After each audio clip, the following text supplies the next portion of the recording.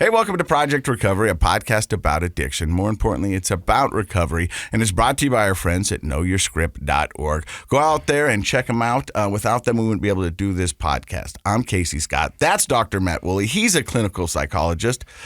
That's actually a really cool title to have. Is it? I think so. So for people who don't know, what does it mean? That's why I went to school, just to sound cool. What does it mean if you're a clinical psychologist?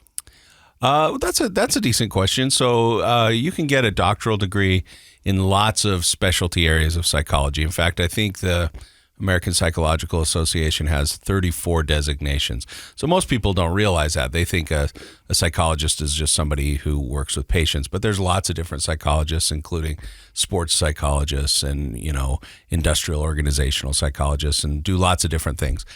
Clinical psychologists are the psychologists that get clinical training in mental health and provide usually some sort of clinical service. I mostly do therapy with my clinical degree, but I also do a lot of neuropsych testing. And so, yeah, it's a type of psychologist that works in hospitals and places like that. And so for the average person, let me see if I got this right. So you're the kind of therapist that can't prescribe drugs? No therapists in the state of Utah prescribe drugs. So MDs and nurse practitioners, people with a medical degree, prescribe drugs. So who do I go see for antidepressants? Any medical prescriber. So you could go see your family care doctor. Mm-hmm. They can prescribe them. You could go see a psychiatrist or a nurse practitioner who does prescribing. Do they work in conjunction with a therapist? Because it seems like they probably should, because you're seeing a therapist, you're feeling like this, and they go do that because you guys specialize in that stuff. More and more, that's becoming the standard of practice. There's not a rule about it. Mm-hmm. But for example, at the University of Utah Behavioral Health Clinics, we have integrated professionals. So I was in a meeting this morning that had social workers and psychologists. And then we also had psychiatrists and nurse practitioners. And so all of us provide different types of clinical services to patients. Because to be honest, you could fill a book of the stuff I don't know. And I think that's probably apropos. That's true for all of us. For the majority of the community out there. And sometimes we are thrust into this world that we didn't know we belonged, like the recovery world. And we don't know where to start. Sure. We don't know who to talk to. We don't know what's going on. And the time you need that is the most crucial time, because your whole world is falling apart.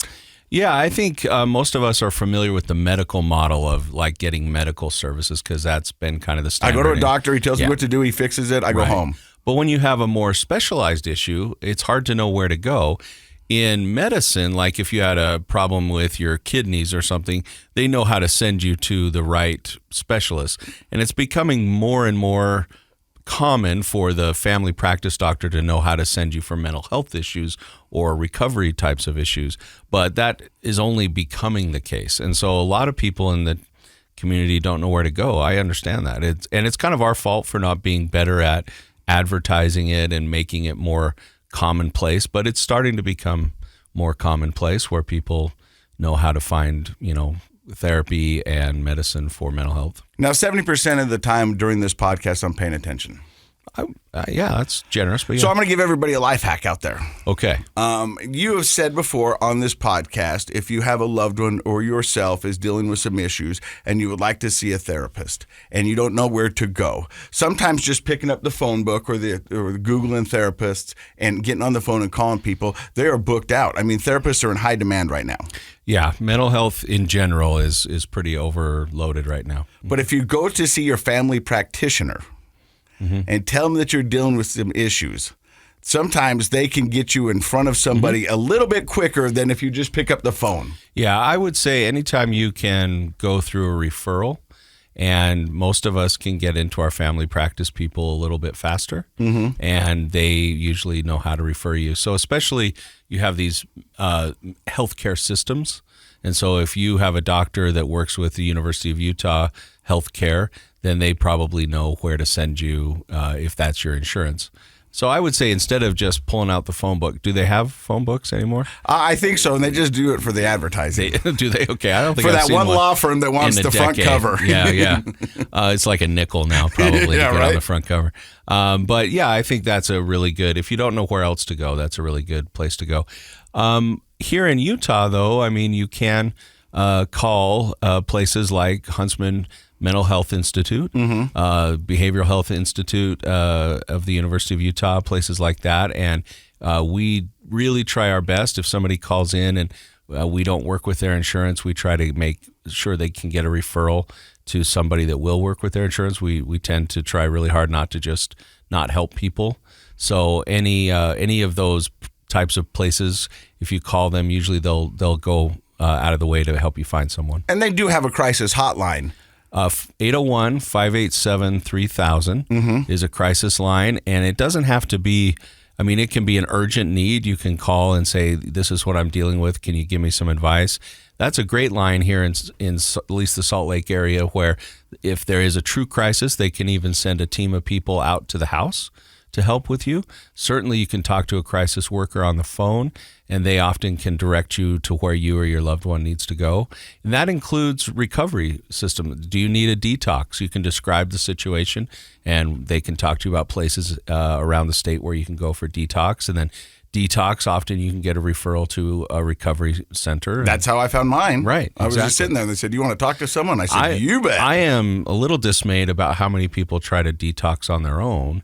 And so if you or a loved one is, really struggling with alcoholism or other drug abuse, you feel like you're just kind of at your wit's end, that if you don't know where else to go, that's the place to start. Find a detox center. And detox centers usually are very good at helping you for the next step once you're ready to leave. Now, in my former life, I was a TV reporter, so I was known for asking the tough questions. I'm going to put you on the hot seat. You were, boy. Hard. I'm going to put you on the hot seat. Okay. How do you think Utah does right now when it comes to mental health and recovery? Very well, actually. If you look at a lot of the ratings around the country, there are a lot of places that the access to mental health and recovery are much longer processes. We have, fortunately, quite a few places in the state of Utah to go for substance abuse recovery. Can we do better? Absolutely. But Huntsman Mental Health really is a gold standard mental health facility in the Western United States. And USARA is another great one. USARA is a fantastic organization and really a great place. Again, really a go-to sort of place to find where you need to be to get the right sort of treatment for you or a loved one. Utah does a really good job in healthcare in general, to be honest with you. I know that, since healthcare is so personal, there are a lot of people with bad stories about, having not access to care and not getting good care. And I think, unfortunately, that happens everywhere. But Utah is pretty good. We have people all the time coming from the surrounding states to get healthcare, mental health, and recovery care here in Utah. I love it. Well, see, and that's what this podcast is about. I mean, a lot of times we like to focus on the addict. A lot of times we focus on the family members, but sometimes we just want to be a resource for those out there that might need help and don't know where to turn. Because sometimes when it all comes down, like we've heard so many people on the podcast and go, everything was going good until, and then it just goes bad quick. And when it does, you need want some help. You need some resources. What we're talking about right now reminds me of something that happened this morning.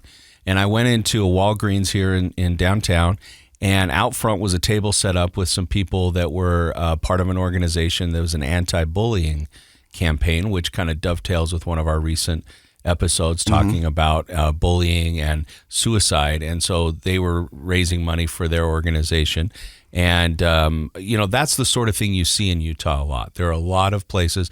They were talking to me about next week there's a big get together of similar organizations in the state of Utah to talk about what they can do to prevent bullying and suicide in the state of Utah. And we've talked about how bullying not only increases the likelihood of suicide and depression, but also substance abuse, right? And so it's seeing the connections between these things that affect children and adolescents and adults here in the state of Utah. That's one of the reasons I love working in healthcare in Utah. I've worked in healthcare in another state and it was fine, but Utah really, we have a lot of people in the community that want to help the problems that exist. Well, that's why I'm so grateful that we're able to do this podcast weekly. And I gave him your number. Did you? So that no, I actually gave him my number, but I want to see the panic in your eye. But I thought we could get somebody from their organization on the show. I'd love to have him on because that's what this is. This is a resource for all those out there. Also a way to highlight, share hope of people in recovery and doing wonderful things. Now, I've already forgot her last name, but our guest today is Aimee. Aimee, what's your last name again? It's Clemson? Clements-Hadfield. Yes, Aimee Hadfield. And she told me I could just abbreviate it. And so I'm just going to go with Aimee Hadfield. Yeah, because I will mess it up. That's one thing. And that's my Achilles heel. I cannot remember names. I'm not very good at that either, to be honest. I'm great at faces. I always know if I've seen somebody before, but I kind of struggle with that. So I've got to deal with I had to deal with my ex-wife, but she's my ex-wife now, and I've got the same deal with my girlfriend. I said, if we meet people out in public and I don't introduce you within the first 10 seconds, you need to reach your hand across and go, what was your name? And then it'll all make sense because it comes back. I'm like you. I remember a face. Teamwork. But I'm horrible at names. Yeah, that's a good teamwork. And just since we're putting everybody on the hot seat, my ex-wife and my girlfriend are horrible at that. They don't ever do it. They hang you out to dry. So then I spend the next 3 minutes talking to this person, trying to remember where I know them from and how. And then as soon as they walk away, I go, I've done that so many times. It's when your brain is forcing information, there's often a block, and then as soon as there's no force, then it just pops right up. Yeah. Aimee Hadfield, thank you for joining us today. How are you? Thanks for having me. I'm doing really well. Thanks. So now, you're not here because you're an addict, but addiction has kind of been in your life most of the time, right? Yeah, and greatly affected my life. So how does that? So and you're a therapist. Yes. And you're a social worker? I am a social worker. So your resume's big, and we're going to talk about all the cool stuff you're doing in the recovery world at the end of the podcast.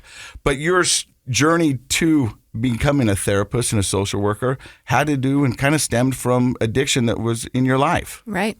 So how did it all begin? Walk us through Aimee's story just a little bit. So I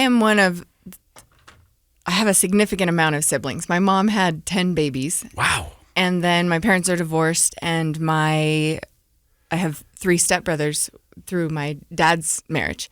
So there are a ton of us. 13. Yes. Baker's dozen. Mm-hmm.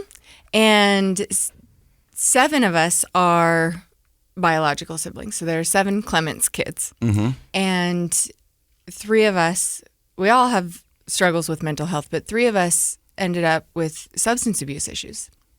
And I was not one of those 3. They're all younger than I am. And the way our family is structured, I ended up momming us all a lot.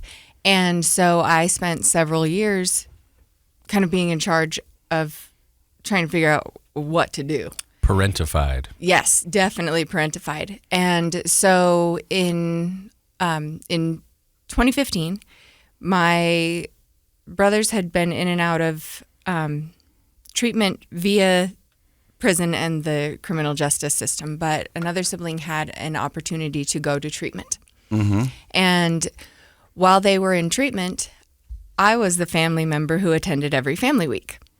And for those who don't know, a lot of times when you're in recovery, they'll do a family day or a family week because, as we know, addiction isn't just a disease for the addict, it's for the whole family. It's a family disease. Yeah. And so sometimes they want to, family members want to know about boundaries. They want to know what they can and they cannot do, how they can support, or, do they need help? Reduce, the recidivism rates of coming back into treatment over and over again. Because if you just go back to a family system that doesn't support your recovery, then you're much more likely to go right back to using, right? So I think the family involvement in recovery programs has increased tremendously over the last decade or so because we see how tremendously valuable that is. And it's crucial to the success of that addict. Yeah, vital. Yeah. Like it is, in my opinion, the thing that makes the difference. You're attending family therapy with your sister, I believe it is?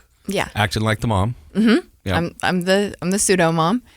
And I'm getting my mind blown. Like this therapist is explaining family systems and he's talking about homeostasis and how like my family needs them to be drug addicts, and how the disease how it is a disease, and how the disease runs in families, and how it's based in trauma. And I'm just sitting there with my mind completely blown, because I just thought, like, what is wrong with them? Why can't they just quit? Were you blown away when you found out it was a disease? I remember being in recovery and they told me this is a disease, and I go, wait, it really is? And they go, yeah. And I go, oh, I thought we just told people that so we could continue drinking.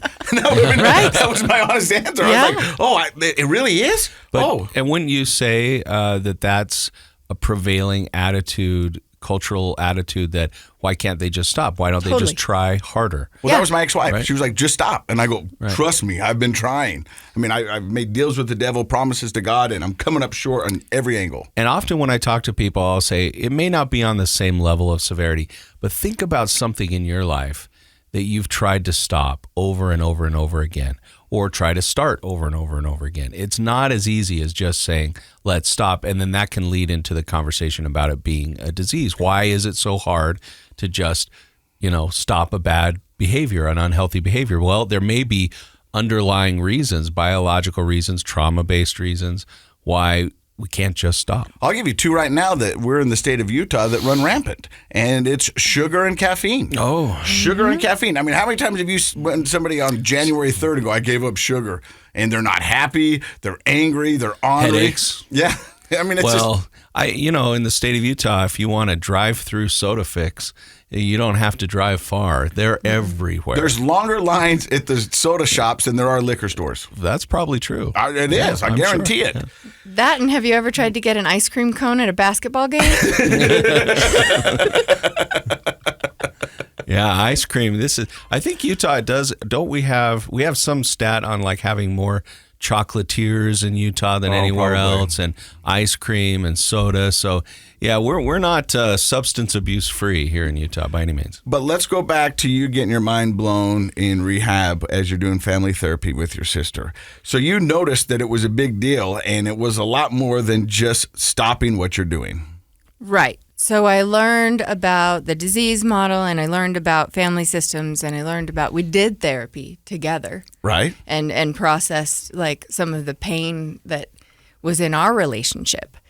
And what I realized was that none of this information seemed to exist outside of the treatment center. I tell it all the time. Once you get inducted into this fraternity of addicts, then people flood you with information. And that's why I started this podcast. I go, how come this information wasn't available? And it probably was, but it was not talked about openly. It's always in backdoor conversations or whatever it is. But once you're into it, everyone's like, yeah. And then you're like, whoa. Well, I think there's a lot of embarrassment and shame. Stigma. Right. Stigma, yep, that holds people back from talking openly about it. Somebody might talk about, they had their appendix out, or, somebody they know developed type 2 diabetes. I mean, there are a lot of things that we talk openly about healthcare wise, but if it's around substances or mental health, or mental health for sure, a lot of judgment, misinformation, stigma, and I think for people that are struggling with it, embarrassment and shame, they don't want to bring it up. But fortunately, that's changing a lot, thanks to a lot of people like Aimee and people that work in substance abuse get the word out. So, Aimee, you're there and you're finding out all this stuff. May I ask your age at the time? 37. 37. Mm-hmm. And you had a career, right? Yeah, I worked in the tile and stone industry. Mm-hmm.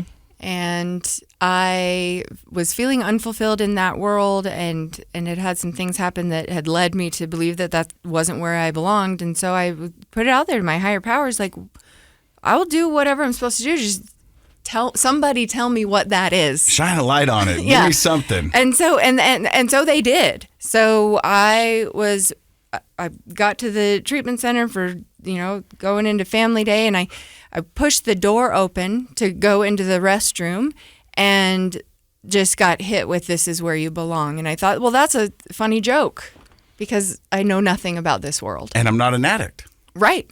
And I sell tile, and I got like 3 credits of some kind of college from the 90s that like don't mean anything. So I decided that what I needed to do was to go start taking social work classes at the community college. At 37? Yeah. Because you had a feeling in the bathroom of a rehab. Yeah. Totally. I mean, Inspiration can strike anywhere, anytime. For real. I know, but that's what I'm saying is that, I mean, in your head you went, okay, you listened. Yeah. And so you signed up for community college. Yeah, but it wasn't just that. So there were a lot of barriers. What I left out was that this whole like epiphany happened the day before Christmas Eve. So the semester's starting like, I don't know, January 4th or something, like soon. And so I got to figure out how I'm going to pay for school, how I'm going to pay for my life, all of this stuff, right? Like, and then how to get into school. So they told me it was impossible. Who did? Slick. Okay. The advisor at Slick was like, this is not a thing. Did they sit you down and do the pros and cons? You know? They didn't, but they basically were like, you're up in the night. Like, and that was because Salt Lake Community College said you're not going to be able to get in. It's too soon. Most classes are full or closed, right? You got three college credits in the most 90s. people are several months ahead of time signing up for classes, right? Yeah. So all the classes are going to be full. You're not going to get financial aid in time. You got to get a 20-year-old high school transcript from Massachusetts, like all this stuff, right? It's not going to work. And so I said, okay, cool. And I took the step and I did the thing. And I ended up getting all 5 classes I wanted in the time frames I wanted them, all on the same campus. And so for a lot of people, they don't know what a big deal that is because Salt Lake Community College has campuses all over the place, right? From north to south. And a lot of times people are frustrated because they're having to drive here and there. So for you to get 5 classes on the same campus at the right times of few weeks, a week and a half, 2 weeks before it was going to start. No, it was days at this point. That's like crazy. Yeah. So what do you attribute that to? It was a miracle. It was that I was doing what I was supposed to be doing. And the other part I left out of the story was that I had to explain to my boyfriend this whole idea. and his answer was, well, that was basically it, right? Well, and so, but what he said, well, it sounds like you should take that step and start down that path. And if it's the right thing, it will work out. And if it doesn't work out, then it's not the right thing. And maybe it's a not yet. So you got that's in. a pretty insightful response. Yeah, I married him. Oh, okay. that pushed I'm just it going over to be the honest. edge. That normally doesn't happen on this podcast. Yeah, it's usually the opposite. Yeah. Normally at this point, this is where I got out of the relationship or what I did. The fact that you married him, this is going to be a different kind of podcast. So you got your 5 classes and you've got this newfound mission and you're off on it. Yeah, I'm off on it. And then I realized that I want to transfer to Utah Valley University, but I did the same thing I did. I had a week to do that, and they told me I couldn't, and then I did. And it was the same story repeated itself. So what I ended up doing was getting a bachelor's degree in 28 months. Wow. That's quick. That's really fast. Yeah, well, And- that's half the time. That's the opposite of Tommy Boy. Yeah, exactly. And how I did that was I figured out that I could take classes at Salt Lake Community College and at Utah Valley University and just transfer the credits. And so there was one summer that I did 19 credits in one block. Wow, that's a lot. And just did it, right? And I just got it done. And the reason I got it done was because I was on a mission. Like that was nothing was stopping me. So you had this, inspiration. You wanted to make a life change. You jump right in, taking all the classes, but then you really kicked it up to get it done so quickly.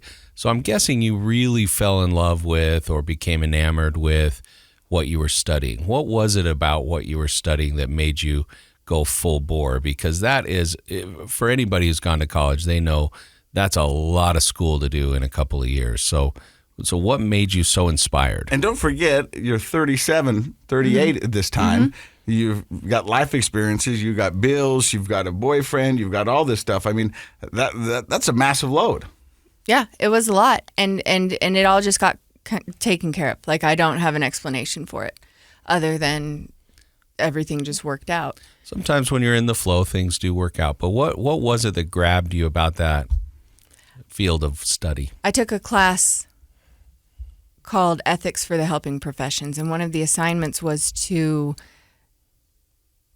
create our one thing. And the idea was that if you've got something hanging on your wall that you can look at that's going to help you through the hard days and keep you going, what is that? And so my one thing that I wrote the paper about, what it said was, I will not allow families to suffer because I'm afraid. And what I meant by that is that I had a lot of thoughts about, like, who am I?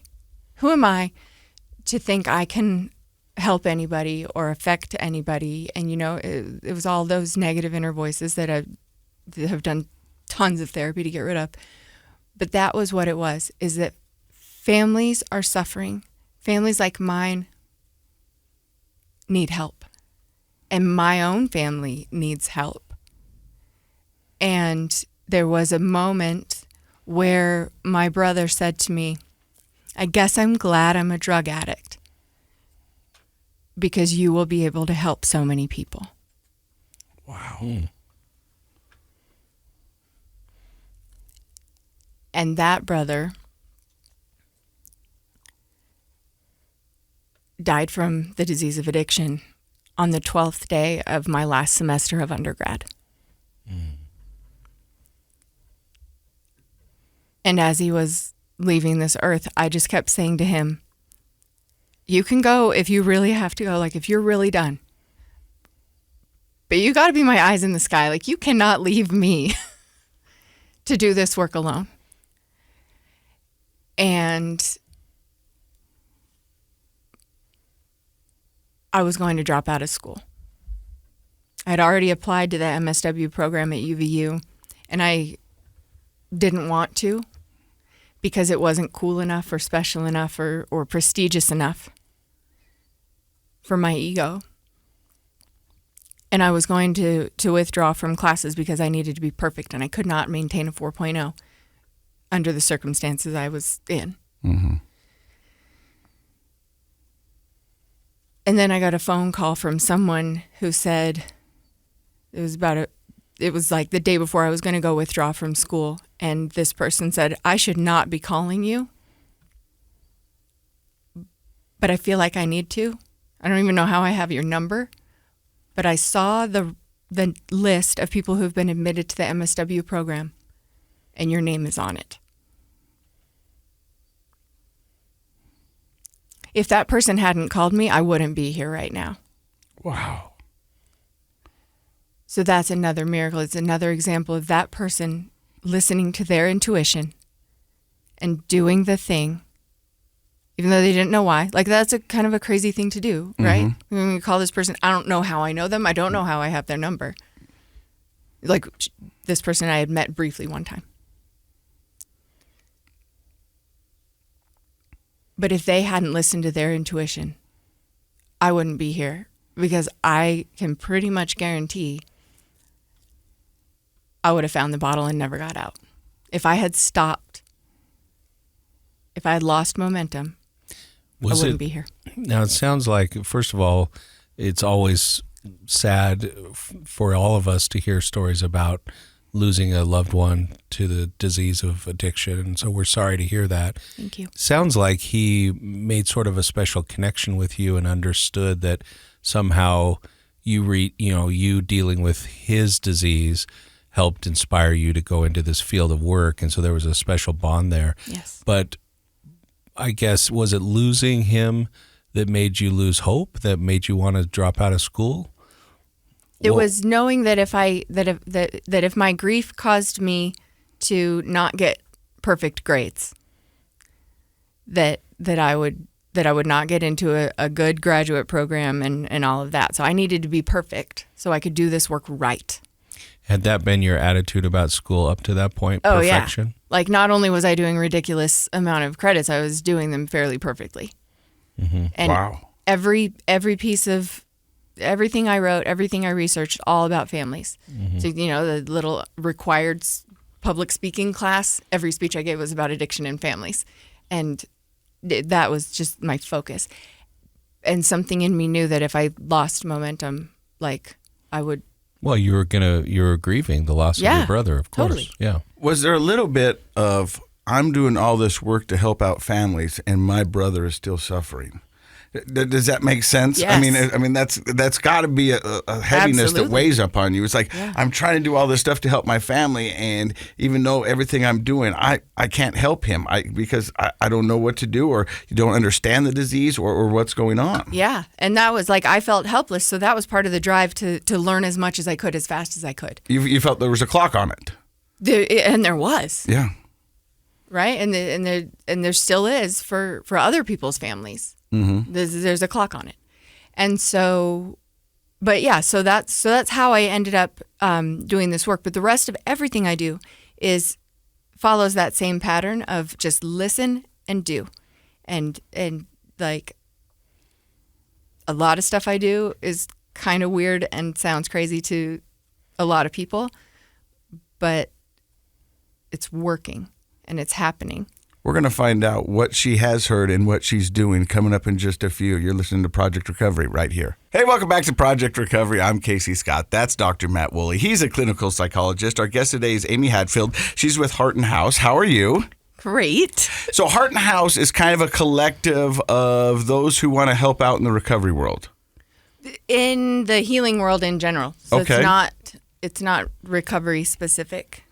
But you guys deal with some of that, and we're going to find out more about that at the end of the podcast. But you just got accepted as an MSW. Now, what is MSW? MSW is a Master of Social Work degree. So what I had found out that I would be admitted to the program to have the opportunity to earn a master's degree in social work. But you just had another miracle, and miracles seem to come plentiful to you. It seems that way. And you also often listen to what's inside of you. And so now you're in this master's program. And do you at this time have an idea of what you want to do with your life, or are you still just getting as much information as you possibly can? Still gathering information. What I realized pretty quickly was that everybody around me just wanted to be a therapist. And did you? Not really. I decided to go into social work because I wanted to make social change, and I wanted to explore the systems that I saw. I want to say keeping people sick, but I think that's a little harsh. But particularly like family systems, the criminal justice system, I wanted to understand systems because I felt like that's how we change the world. Maybe if we change systems, then we have less people needing therapy. Mm-hmm. Well, and that's an interesting thing that a lot of people don't understand, that mental health care workers, we're often seen as working with one person at a time, or like a family group or a small group. But the reality is a lot of people in social work or in psychology, there's a degree called community psychology you can get a doctorate in, where they target systems, and the goal is to make wide sweeping changes throughout communities via changing how systems work. So we've had a little bit of that here on the show, talking about, even just having something like drug court. That was a tremendous change to the regular legal system where people get arrested for drug-related charges, and now they have this opportunity to kind of get into some treatment instead of just going into jail. And so that's interesting because we haven't had, I don't think, anybody on the show that has said that was the reason that they got into that. So what did you find that to be like, studying systems in our communities and how they work? I think what I realized is that we have to help individuals while we're helping the community, and that it's part, like the community needs to come together to help the individuals. So it's really like this, like basically this goat rodeo where we're trying to figure out like who can do what, right? And it's if there was a solution, we'd know it already, right? And so so my focus was a lot on how do we teach families what's going on. So I learned about family life education, but the reality was that the whole "I don't think I want to be a therapist" thing had there was a layer of, I don't think I can be a therapist. So back to that negative self-talk. Is that what you're talking The about? negative self-talk, but also the grief, right? How am I going to sit in a room with somebody like who's triggering the crap out of me, right? Like who I'm just like, no, you don't understand. You're going to die, right? So you were super busy with school at the time your brother passed away. Then you went right into a master's program, which is extremely busy. Do you feel like you just hadn't had time to do your own therapy around those issues? Right. And so I did get into therapy, and I did a lot of my own work around it. And I still, like, I continue, like, I do a lot of my own work now. But I think that was the biggest thing was what I realized. And I had one particular client in my internship where I realized that not only could I help individuals, but that my story made me uniquely able to. And that You had a better understanding, maybe a little insight? Well, a little insight, and then also like it's pretty easy to judge me physically, and I found that out really quick being in an internship with people who were coming out of like incarceration and homelessness, was that looking at me, how could I possibly understand anything that they were going through? Right? But I did on a really deep level because I'd watched it for years, right? Someone actually asked me one time, is it weird living a double life? And I was like, what are you talking about? And it was a client in the outpatient treatment, and she said, well, like, I mean, how you are the Relief Society president and you hang out with us. So the Relief Society president would be like a leader in the Women's Auxiliary Association in a church.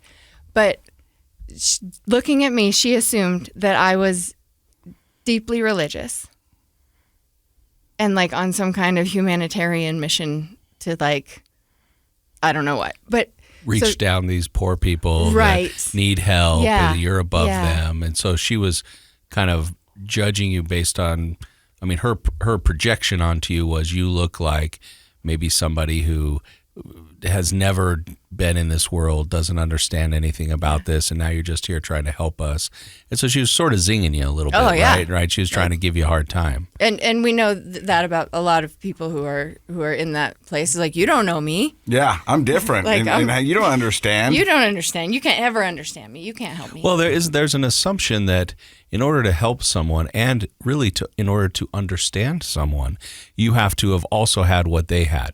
But the reality, the philosophy of that is flawed because you can't ever really know exactly what another person's experience was. You know, two alcoholics can sit and talk about similarities, but they don't. So you don't have to be a former addict. You don't have to be a drug addict. You don't have to be schizophrenic or have OCD in order to help people. But I do understand that you want to have somebody who at least can relate to you on some level. And I think she was feeling defensive probably and decided to take it out on you, huh? Right, totally.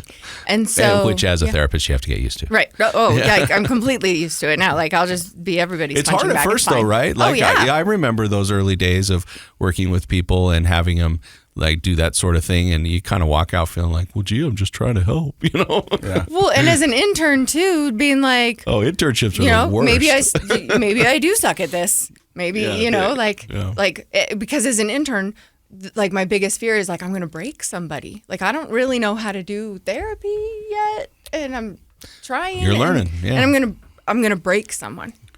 So you're back there judging the systems and trying to figure it out and trying to figure out where you're going to use your talents. And you've noticed that some of the systems seem to be flawed, and you saw some real reasons for concern and change. So how do you start implementing what you see and what you can do? That I think was kind of the struggle, because I was still kind of waiting to be like miraculously told the next step, and it wasn't coming. And then I just like imagined up one day this building with like brick walls and exposed ductwork and all of that. And I wrote like a whole business plan. I was like, this is what the world needs, right? Like we need a place where people can come together and talk about important things, do trainings about important things. And so the Hearten House became my world.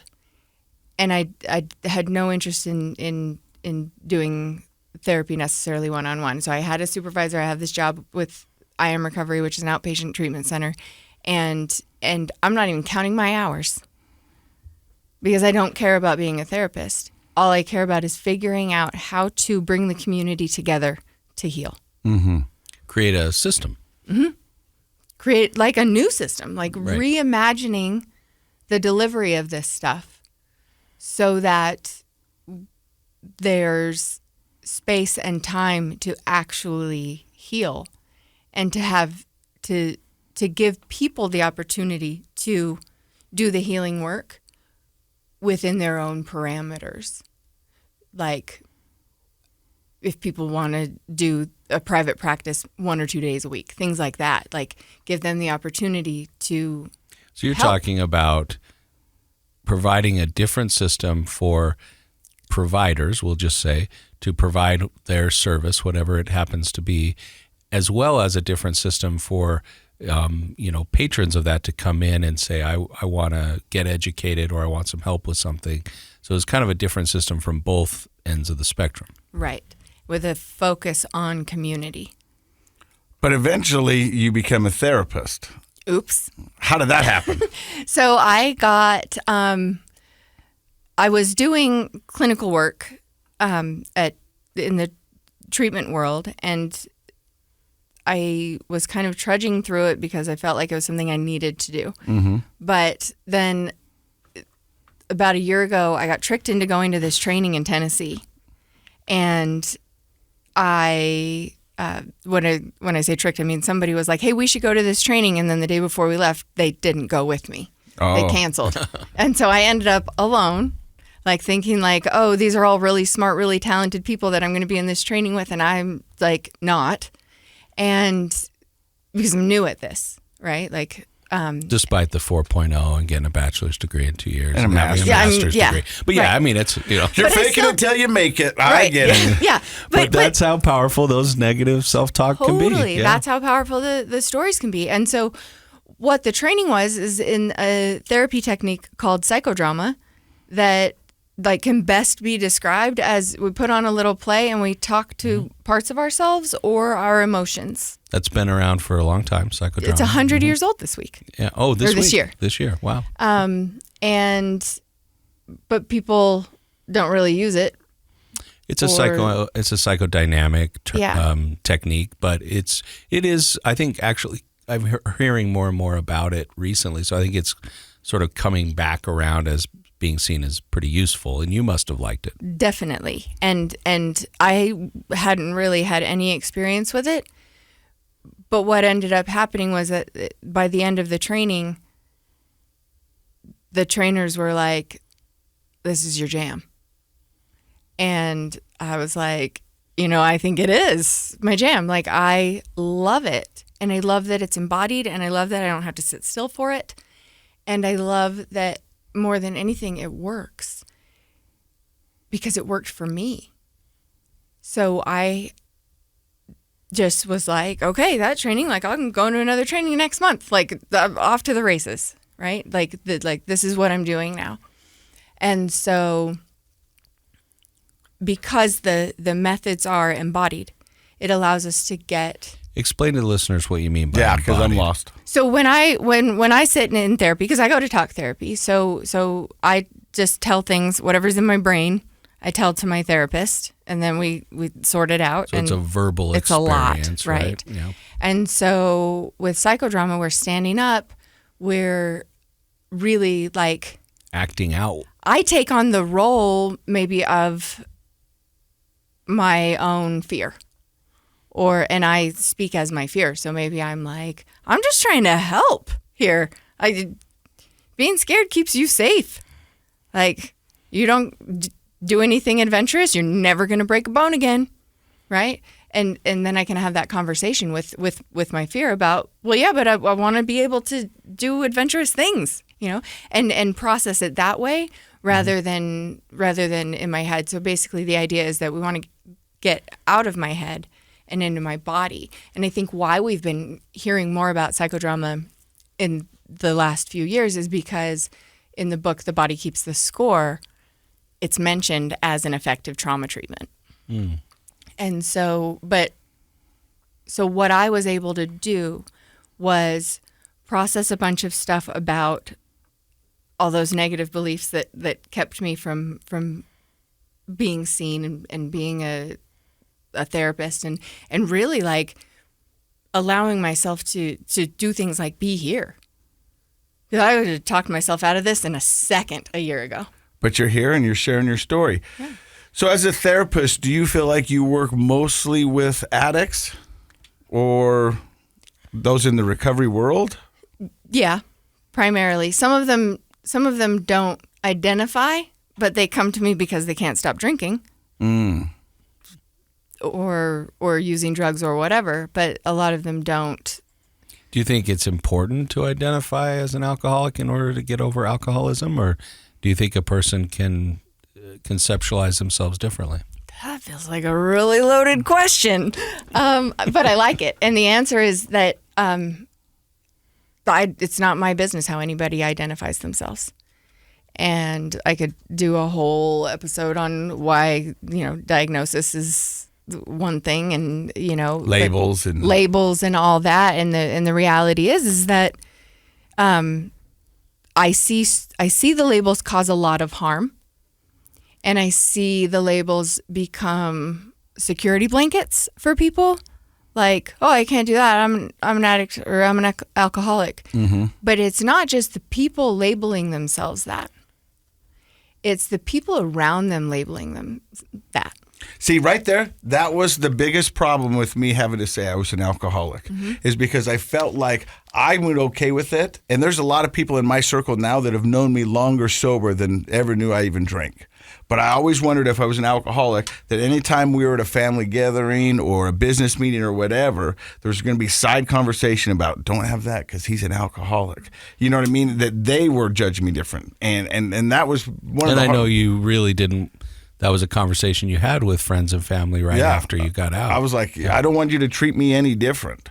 I got sober to live, not hide. And I think what you're saying is that there are a lot of people who use that as a safety blanket, keep themselves from living because they're afraid to go out and do things. Now, I'm not going to tell you to do or not to do because it's your recovery and whatever makes sense and keeps you sober, you do that. But for me, I can't. I didn't want to do that. Right. And that's exactly what it is that it becomes like, oh, I can't socialize. I can't go out to dinner. Can't date. How am I going to explain that one? Right. And all of that. But the bigger piece for me with the label is how I see family members using those labels. And so here's an example. So in like Facebook groups for families of addicts and alcoholics, they refer to their children as my addict son or my addict daughter or my non-addict son or my non-addict daughter.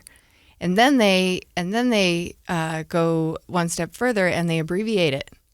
So my AD is my addict daughter. Oh, interesting. Yeah. Right? And my ass. Right. My addict son. which could apply, let's be honest. But so the family is no longer seeing the person as who they are. They're seeing them as the label. The label. The disease. Yeah. So like my addict, in my case, my addict brother's on one again, right? Like and rather than being like, this is a person who's struggling. And I think that decreases empathy. Absolutely. Right? When we start to label people and see them as a construct instead of the person that they are, then our empathy for them goes down. And totally. That's been done in horrible ways with propaganda throughout the world and throughout history. And I think, unfortunately, we often do it unwittingly, even in healthcare, where I think diagnoses that are properly done can lead to effective treatments, but we don't want to think of the person as the diagnosis, in my opinion, because that creates a barrier between you and the individual who's getting help from you, and decreases your empathy as a provider. So, yeah, I agree with you that's an unfortunate thing happening in the recovery world. Yeah. So therapy with you looks different than what most people would assume. And you even told me that walking in. What are some of the other things that you do? So I do pretty much all experiential therapy. So I mentioned psychodrama, but then there's sociometry. I love group psychotherapy. I think groups are my favorite. Like I could do groups day in and day out all day long and never get tired.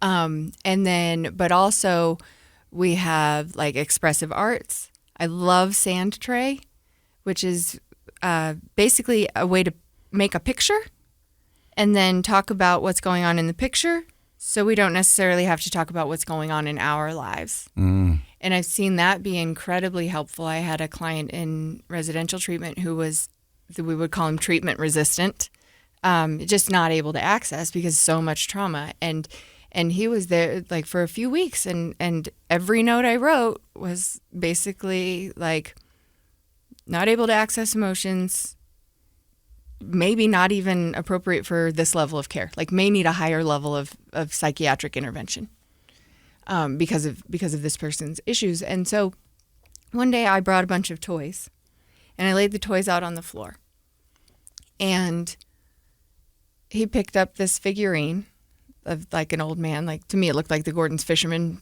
like on the fish sticks box. And he told me this toy's story. And he told me everything that this man had been through, and all of the loss, and all of the trauma, and all of the military combat trauma, and traumatic brain injury, and all of the stuff that this guy, this figurine, had gone through. And it was his story. But he would not tell me his story. But it was really, once he could tell it about something else. That's interesting. That's when his work began. Did that open a gateway to him being able to be more open about his own story? Absolutely. Yeah. And so that's when he was able to start doing his therapeutic work and addressing, all of the core beliefs and building on coping skills and all the things that we hope for in therapy. But he had to say something was wrong first. And that's an interesting point you're bringing up, that is sort of an assumption that we make when we talk about like cognitive therapy or any sort of talk-based therapy, is we're making an assumption that a person is emotionally capable of accessing their own stuff and talking about it in a coherent manner. But because of trauma that a lot of people carry with them throughout their lives, they're really not capable. It's not that they're not trying. And so it creates this tremendous vulnerability and defensiveness, and even if they kind of want to, they can't really open up and talk about it. So experiential therapies have a lot of value because it's sort of a way of skirting that. You don't have to be so direct, and you can use things like projective identification, and he's seeing himself in this figurine, or we see it a lot with kids and play therapy and art-based therapies. And so that's wonderful for people that feel sort of, the idea of sitting down and trying to tell their story is overwhelming and they know they can't do it. There are other therapies out there. Right. There are other options that could help you have that cathartic experience and relief of the trauma you're carrying with you. Which Right. It seems very beneficial and very motivating. What other kind of therapies and things go on at Hearten House? Well, you mentioned kids and play therapy things. People see my stuff all the time and ask me if I work with kids, and the answer is no. And I say inner ones.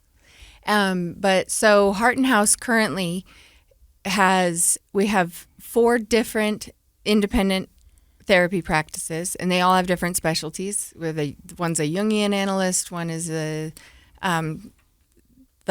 one deals with emotion-focused therapy, one is a specialist with eating disorders, one is a specialist with adolescents, and Then we have 3 dietitians that work together. We have a pair of pelvic floor physical therapists. We have some Reiki providers and life coaches, and they all share the space. Some of them are there permanent, full-time in their own offices, and some of them share space. So there may be a dietitian in an office for half the day, and then a therapist in the office for the other half of the day. Well, it sounds like a wonderful place. If people want more information about Hearten House, where do they go? To heartenhouse.com. Do you want to spell it for him, Casey? HeartenHouse. Well done, Casey. .com. But this is, I think the only problem I see with this is that it's above Caputo's, right? And so, Yes. like, the smells, you just be hungry all the time, smelling the food downstairs. Dr. Matt can't smell. Yeah. Like, I actually can't smell, but I can imagine that would be very distracting. I'm joking. We don't get the smells, but like that was actually one of the things, because I saw the space in my head Yeah. a year before I set foot in it. And when I was talking to Tony Caputo about the space, one of the things he said was, well, there's a fish market there, and kind of like there's trucks backing up all day delivering our stuff, so it kind of smells like fish. And I said, Tony, if I wanted to be in a sterile strip mall, I'd be in a sterile strip mall. Yeah. Like, I want the urban area. I love the energy of that space. Totally. And I'm thinking you go up there, you get your therapy, then you go downstairs to the deli, you get a big sandwich. I mean, that's a good day right there. Therapy and a sandwich. Therapy and a sandwich, Which right? is what a lot of people do. I Yeah. have clients from northern Utah who basically come down and make a day of it. Right. There you go. Well, I'm so glad. So how are things going for you now, and how about the family members? Are they still battling with addiction? Is everything going okay? Not my story to tell, but I think that people are doing their best. I love it. And Well, we appreciate you coming on the show today. I think it's tremendously helpful for people to understand that there are a lot of different, what, Casey? ways up Sober Mountain. There are a lot of different ways up Sober Mountain, and I would throw Mental Health Mountain on there as well. Like, in order to be your best self, to work through your trauma, to grow and develop, I mean, go in and see a Jungian analyst. There aren't too many of them here. I don't even know what that in is. Salt Lake. Well, we'll explain it off air. But like, that's a tremendous opportunity for people to go in and work on themselves. And especially because a lot of people, I do talk therapy, I do cognitive behavioral therapy. I've run a lot of groups. I love groups as well. But that's sort of my thing. But there are a lot of people that just sitting down and talking just one-on-one, that doesn't feel comfortable. It's not a real easy way for them to access the things that they need to work on. And so having a place where you can go and have opportunities for experiential therapies, I think that's tremendous. So I didn't even know that you guys were there. So I think I'm going to go get a sandwich and stop in and see what you guys are doing. Do text me and I'll come out of my little back office and meet you and show you around. That'd be great. Well, Aimee, thank you very much, and thank you to everybody for stopping by and listening to another episode of Project Recovery. In case you forgot, I hope you didn't, it's brought to you by our friends at KnowYourScript.org. And one more thing, Project Recovery is what? It's a KSL podcast. You got it.